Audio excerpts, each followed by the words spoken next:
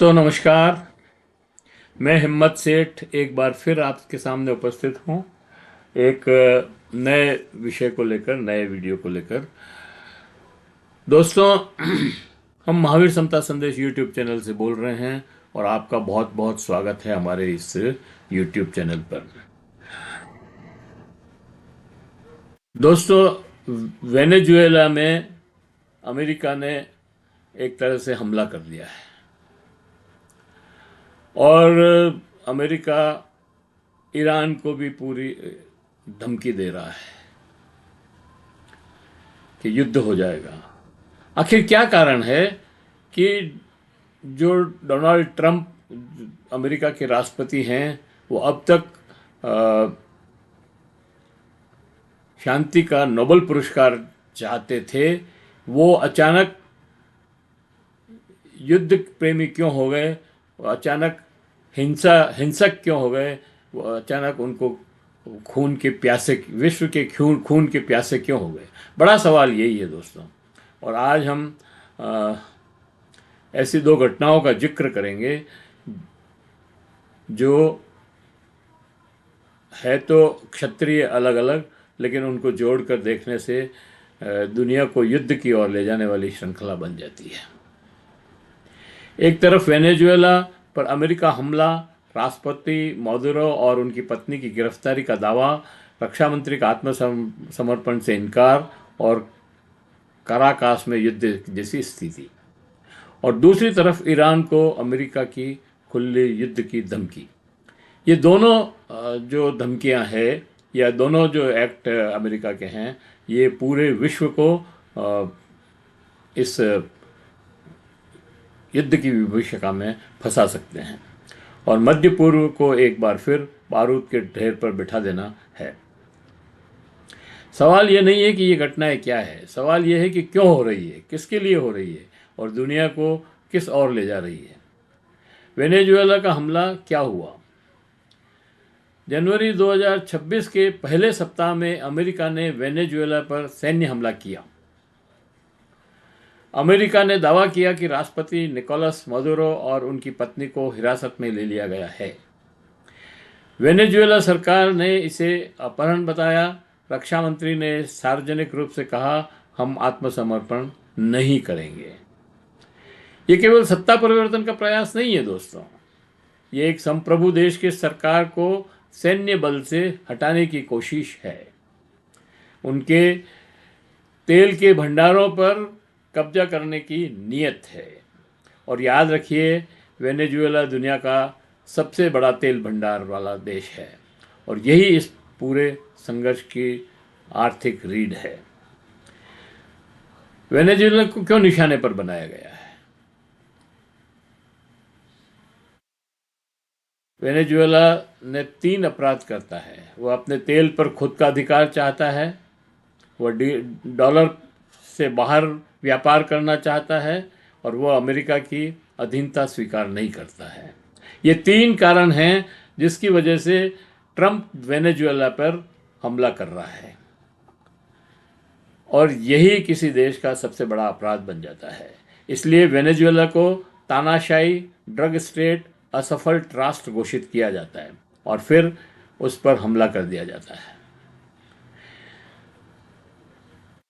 दोस्तों, तो क्या ये हमला उचित है? सवाल ये है कि क्या विश्व की संप्रभु विश्व में सभी देशों की संप्रभुता का कोई अस्तित्व नहीं रहेगा? सिर्फ अमेरिका या बड़े देश जो चीन और वो चाहेंगे वही होगा? ये बड़ी खतरनाक स्थिति है दोस्तों। इसलिए इसके ऊपर विशेष ध्यान देना चाहिए। इधर ईरान को युद्ध की धमकी क्यों दे रहे हैं? इसी अभी थोड़े दिन पहले, मतलब साल भर हो गया होगा, 6 महीने हुए होंगे, जो भी हुआ हो, लेकिन ईरान और अमेरिका के बीच में एक तरह से युद्ध होता होता टला है। अमेरिका ने हमला किया परमाणु अस्त्रों के ऊपर जो नहीं मिले और अमेरिका फेल हो गया और वापस चला गया, फिर समझौता किया और अब फिर धमकी दे रहा है। ये बड़ी विचित्र और आश्चर्यजनक बात है। इसी समय अमेरिका ईरान को धमकी दे रहा है। कहा जा रहा है अगर ईरान ने अपना परमाणु कार्यक्रम नहीं रोका तो सैन्य कार्रवाई करेंगे। लेकिन ईरान का असली अपराध भी वही है, वह इजराइल के अमेरिकी संरक्षण को चुनौती देता है। वह डॉलर आधारित व्यवस्था से बाहर निकलना चाहता है और वह मध्य पूर्व स्वतंत्र शक्ति बनना चाहता है। ईरान के पास भी तेल के भंडार हैं और यही तेल के भंडार पर अमेरिका नियंत्रण चाहता है।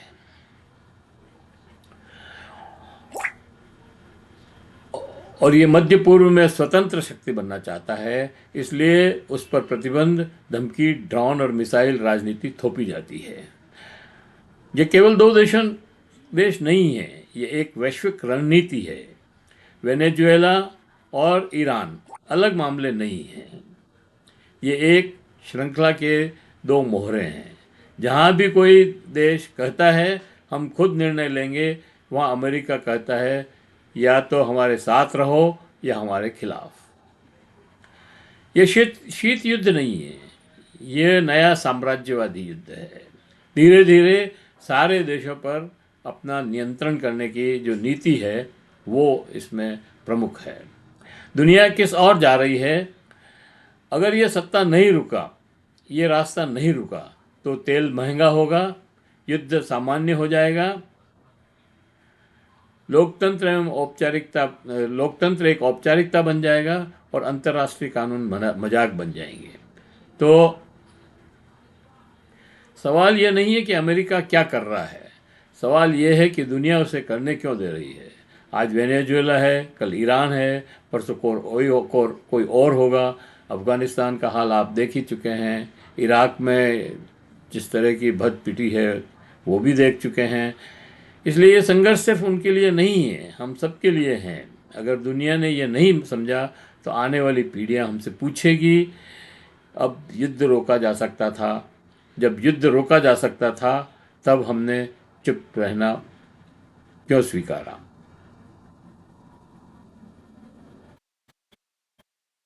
तो दोस्तों, ये वास्तविक स्थिति है विश्व की। एक तरफ यूक्रेन और रूस का युद्ध चल ही रहा है, वहाँ पर भी एक तरह का खिंचाव बढ़ रहा है, एक समझौते की बात भी चल रही है, लेकिन अभी पार नहीं पड़ रहा है। गाजा पट्टी में आप देख ही रहे हैं कि किस तरह इजराइल और अमेरिका मिलकर के गाजा को हड़पना चाहते हैं, वहाँ पर रिसोर्ट और पता नहीं क्या क्या बनाना चाहते हैं। ये एक बहुत ही घिनौनी साजिश है, इसकी हम निंदा करते हैं। आशा करते हैं कि आपको ये वीडियो पसंद आया होगा। पसंद आया हो तो लाइक करें, फॉरवर्ड करें, और लोगों को भेजें। और अगर आपने अभी तक भी हमारे YouTube चैनल महावीर समता संदेश को सब्सक्राइब न किया है तो सब्सक्राइब कर लें, बेल आइकन दबाना न भूलें, और वीडियो अच्छे लग रहे हों तो फॉरवर्ड करें। कमेंट बॉक्स में जाएं, कमेंट लिखें, सुझाव दें। आपके कमेंट और सुझाव हमें और बेहतर करेंगे, की ओर अग्रसर करेंगे। जय हिंद, जय भारत। मिलते हैं फिर किसी और वीडियो पर।